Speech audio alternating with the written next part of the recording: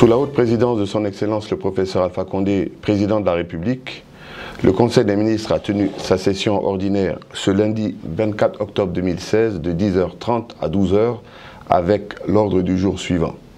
Un message de son Excellence Monsieur le Président de la République, 2. Compte rendu de la session ordinaire du Conseil interministériel tenu le 18 octobre 2016, 3. Décisions, 4. Divers. Au titre du premier point de l'ordre du jour, Monsieur le Président de la République a rappelé aux membres du gouvernement la nécessité de tenir régulièrement des conseils de cabinet et de maintenir une collaboration étroite avec les cadres de leur département. Le chef de l'État a instruit le ministre en charge des Transports d'accélérer les travaux de réparation et de remise en marche du train Conakry Express. Le Président de la République a demandé aux membres du gouvernement de mener des consultations systématiques avant la prise de décision dont les conséquences sont susceptibles d'impacter une frange de la population. À ce titre, le chef de l'État a invité les ministres à mieux communiquer sur leurs activités. Au titre du deuxième point de l'ordre du jour, Monsieur le Premier ministre a introduit le compte-rendu de la session ordinaire du Conseil interministériel tenu le 18 octobre 2016. Le Conseil a donc entendu successivement, au titre des communications, le ministre du Budget a fait une communication relative au rapport d'étape sur l'organisation du Forum international portant sur la mobilisation des ressources intérieures et leur utilisation efficace. Le ministre a précisé que le rapport d'étape indique les différentes activités conduites au cours de la phase actuelle de préparation des travaux, ainsi que les objectifs du forum qui se résument comme suit. Poser le diagnostic du cadre institutionnel et présenter la performance relative de la Guinée face au double défi de la mobilisation et de l'utilisation des ressources intérieures. Définir les mécanismes permettant d'identifier et de mobiliser en toute sécurité les ressources intérieures et approfondir la réflexion autour d'une utilisation efficace des ressources mobilisées par le biais d'un cadre budgétaire et de dépenses pertinent pour poser les bases de l'émergence de l'économie nationale. Échanger sur les expériences et modèles de gouvernance des ressources intérieures d'ailleurs, afin d'améliorer la transparence et l'efficacité des politiques publiques nationales et accroître leur impact sur les populations. Formuler des recommandations et résolutions et définir des pistes d'action et de réforme en vue d'améliorer la gouvernance des ressources intérieures de la Guinée. Enfin, promouvoir la transparence budgétaire et contribuer à l'amélioration de l'environnement des affaires. Le ministre a informé que cette phase préparatoire a enregistré d'importantes activités, notamment la constitution de 4 commissions techniques, communication, logistique, finances, l'information des partenaires techniques et financiers lors d'une réunion organisée le 30 septembre dernier au ministère de l'Économie et des Finances, l'identification et la confirmation d'une vingtaine de panélistes de très haut niveau au plan international et national, la conduite d'une campagne de communication via la production et la diffusion de messages du forum en français et en langue nationale et des panneaux d'affichage à Conakry, la production d'une brochure du forum sur les évolutions macroéconomiques et sectorielles récentes, ainsi que les perspectives à court et moyen terme sur le cadre institutionnel de la gestion des finances publiques, la performance de la mobilisation et de l'utilisation des ressources intérieures. Au cours des débats, certaines observations ont porté sur l'implication des départements pourvoyeurs de recettes dans les discussions thématiques, la nécessité d'impliquer les opérateurs économiques au niveau des travaux du forum et la nécessité de faire un suivi-évaluation des recommandations qui seront issues de ce forum. Au terme des débats, le Conseil a recommandé au ministre du Budget de prendre en compte les observations formulées et de poursuivre les travaux en vue de la tenue effective de ce forum. Au titre de l'examen de texte, Madame la ministre de l'Environnement, des Eaux et Forêts a soumis au Conseil l'examen du projet de code forestier. Elle a, dans sa communication, présenté l'avant-projet du code forestier guinéen qui reflète les nouvelles réalités forestières nationales et africaines et internationales avec une volonté d'inclure plus de détails dans la nouvelle loi. Il s'agit notamment des modalités et de la durée des différents plans forestiers, plans d'aménagement, de gestion, des agréments et de permis et des droits d'usage forestier. La ministre a rappelé que le code forestier en vigueur est de 1999.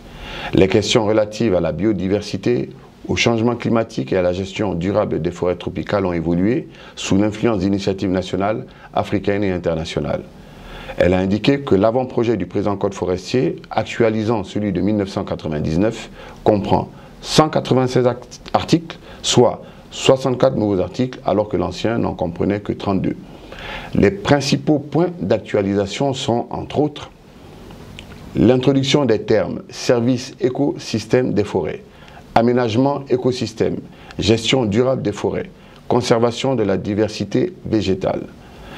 L'extension de la définition du domaine forestier incluant des arbres hors forêt et l'introduction d'un objectif de couverture forestière d'au moins 30% du territoire national. L'ajout des obligations en matière d'engagement international et africain de la Guinée relatifs aux forêts et les nouvelles classifications du domaine forestier et caractérisation selon le régime de protection, forêt classée, forêt protégée, et le régime de propriété, forêt de l'État, des collectivités, des districts, des villages, forêts privées, forêts des communautés rurales. L'inscription obligatoire des forêts sacrées dans un registre de la Direction nationale des eaux et forêts et l'ajout de dispositions précisant le classement, la révision du classement ou le déclassement des forêts.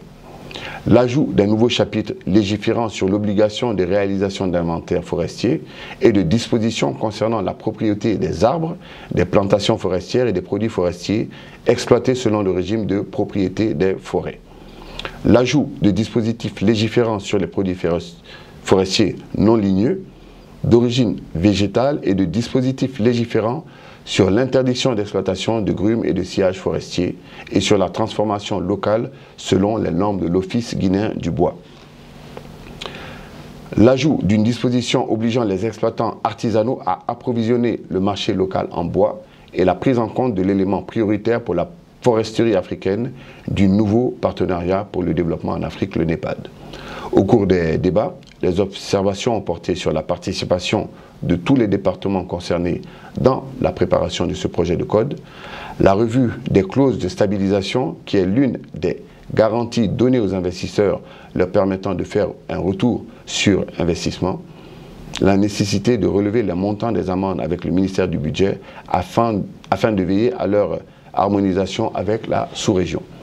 Au terme des débats, le Conseil a recommandé à Madame la ministre de l'Environnement de se mettre en rapport avec les ministres en charge de la Justice et du Budget pour examiner les dispositions relatives au montant des amendes et infractions qui sont prévues dans ce code. Le ministre de la Jeunesse a soumis au Conseil l'examen du projet de décret fixant les conditions de création, d'organisation, de fonctionnement et de contrôle des centres d'accueil de collectifs d'enfants et de jeunes.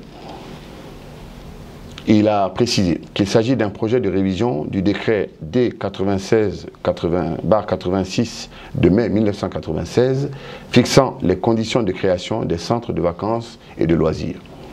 Le ministre a expliqué qu'en Guinée, la question de l'animation socio-éducative est confrontée à de sérieux problèmes d'ordre institutionnel tels que l'insuffisance de textes régissant l'organisation, le fonctionnement du secteur, le manque de personnel professionnel qualifié pour animer et encadrer les activités socio-éducatives en faveur des enfants, des adolescents et des jeunes.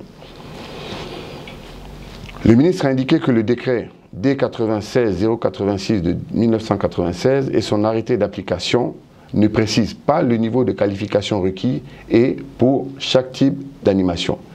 Ils ne font pas également référence aux projets éducatifs et aux projets pédagogiques sur la base desquels se construisent les activités en accueil des collectifs de mineurs et de jeunes.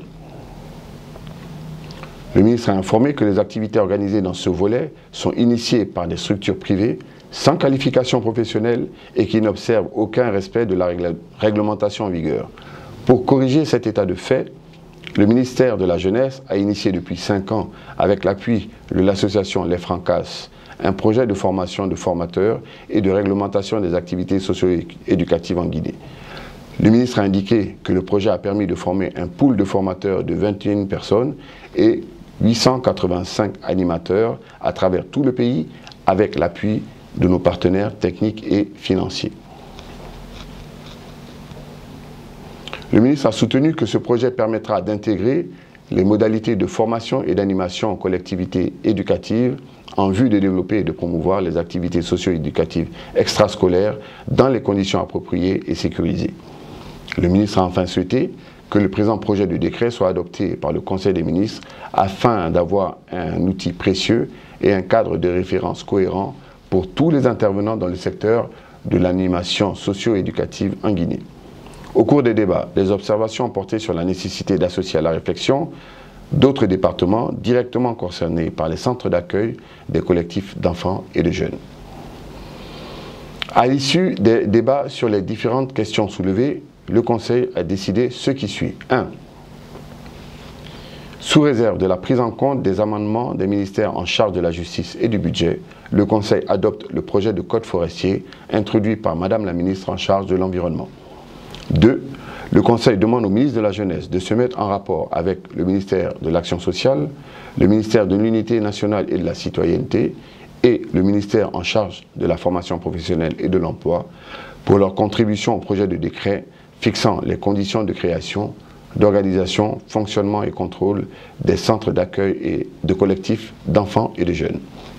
Au titre des divers, le ministre de la Jeunesse a informé le Conseil du lancement du rapport mondial 2017 sur la jeunesse. Cet événement s'est tenu le jeudi 20 octobre 2016 avec la participation de plusieurs ministres de la jeunesse venant d'autres pays africains. Enfin, le ministre de la Santé a informé le Conseil de la mise en place de l'Ordre national des médecins et dentistes, le Conseil des ministres.